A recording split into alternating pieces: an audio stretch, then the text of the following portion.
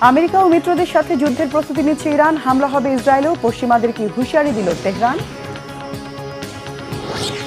মিয়ানমারে বেড়ে চলেছে মৃতের সংখ্যা, নতুন করে 5 মাত্রার আফটার শক, ধ্বংসস্তূপের নিচে এখনো চাপা পড়ে আছে শত শত মানুষ। ঈদের দিনেও গাজা ইসরায়েলের হামলা, নতুন করে যুদ্ধবিরতির জন্য কাতার ও মিশরের প্রস্তাবে রাজি হামাস, কি বলছেন নেতানিয়াহু।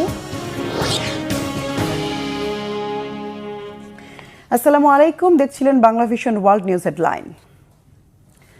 আমেরিকা ও ব্রিটেন সহ মিত্রদের সাথে সম্ভাব্য যুদ্ধের প্রস্তুতি নিতে শুরু করেছে ইরান। এরই মধ্যে তেহরান ভারত মহাসাগরের ব্রিটিশ দ্বীপ ও মার্কিন ঘাঁটিতে হামলার প্রস্তুতি নিয়ে রেখেছে বলে দাবি করেছে ব্রিটিশ গণমাধ্যম টেলিগ্রাফ। ইরানে কোনো ধরনের হামলা হলে যুক্তরাষ্ট্র, যুক্তরাজ্য যেই হোক না কেন পাল্টা মিসাইল ও বোমা হামলা হবে বলে হুঁশিয়ারি দিয়ে রেখেছে তেহরান।